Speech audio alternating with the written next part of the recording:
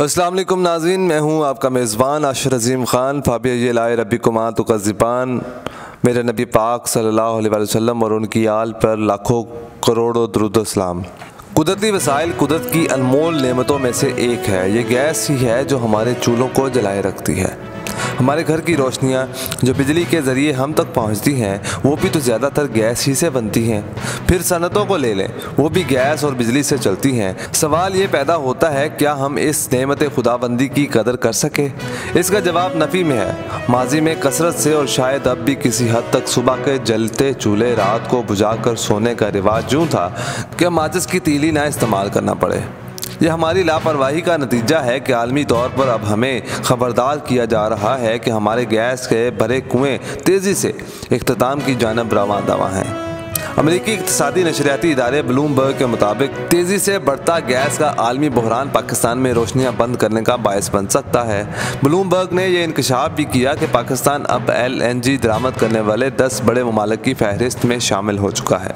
इस आलमी इंतबाह की यूँ भी तस्दीक हो जाती है कि जब 2010 में इस वक्त के वफाकी वज़ीर पेट्रोलियम नवीद कमर ने कौमी असम्बली को बताया था कि मुल्क में कुदरती गैस के ज़खायर आइंदा 20 बरसों में ख़त्म हो जाएंगे, जबकि 2021 में साबिक हुकूमत के तवानाई के मशीर नदीम बाबर ने कहा था कि अगर मुल्क में कुदरती गैस के नए ज़खायर तलाश न किए गए तो मौजूदा दस्तयाब ज़खायर 12 बरस के बाद ख़त्म हो जाएंगे।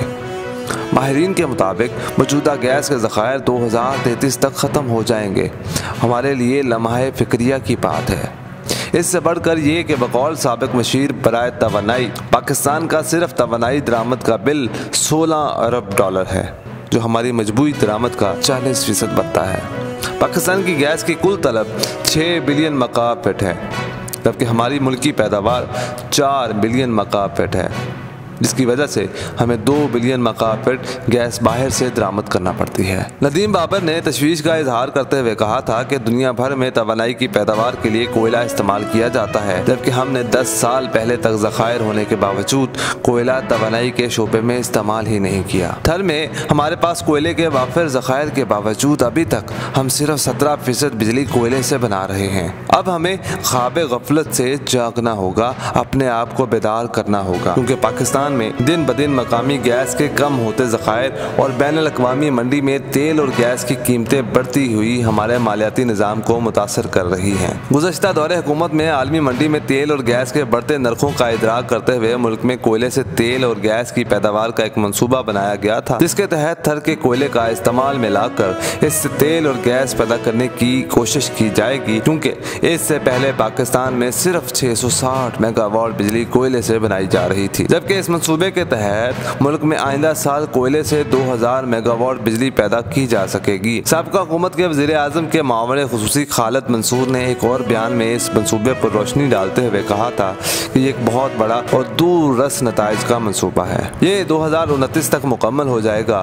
खालिद मंसूर ने इस मंसूबे के खदोखाल बयान करते हुए ये भी बताया था कि इस मंसूबे के तहत कोयले से तेल और गैस की पैदावार के लिए पेट्रोकेमिकल कम्प्लेक्स का मंसूबा है, जिससे न सिर्फ तेल और गैस पैदा होंगे बल्कि मुस्तकबिल में इसी मंसूबे के जरिए फर्टिलाइज़र भी बनाई जा सकेगी।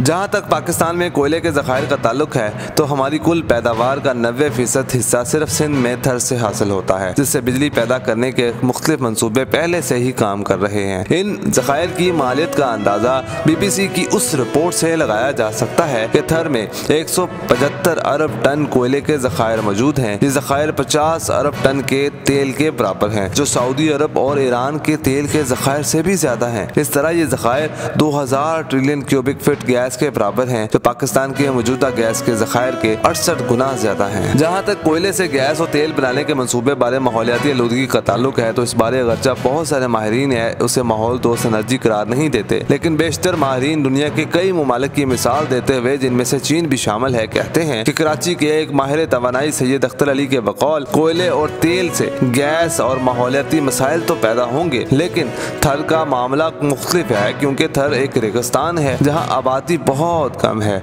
इसलिए इस मनसूबे के माहौल पर बहुत कम मनफी असरात मुरतब होंगे। साबिक वज़ीर आज़म के ख़ुसूसी मशीर बराए तवानाई खालिद मंसूर के बकौल इस मनसूबे से माहौल को कोई ख़तरा नहीं और इस मनसूबे में जदीद तरीन आलात और मशीनरी इस्तेमाल की जाएगी जो वर्ल्ड बैंक और यूरोपियन मेयार के मुताबिक होगी। यह मतलब हरगिज़ नहीं कि हम कोयले के ज़रिए ही गैस पर इक्तफा करें। इसका सबसे सूदमंद और देरपा हल गैस की तलाश के लिए नए कुओं की खुदाई है। ये इसलिए भी ज़रूरी है कि यूरोप में किल्लत के बायस आलमी मंडियों में गैस की कीमतें आसमानों से बातें करने लगी हैं और जिससे हमारे माली मुश्किलात में यानी कि पाकिस्तान के माली मुश्किलात में मज़ीद इजाफा होगा। अवाम पिसती चली जाएगी और गरीब गरीब से गरीब तर होता चला जाएगा। हमें गैस के बेजाय इस्तेमाल के लिए अवामी आगाही मुहिम का एहतमाम करने के साथ साथ गैस के तकनीकी ज़िया को भी रोकना होगा। आज के लिए इतना ही, मुझे दीजिए इजाज़त। अल्लाह हाफ़िज़।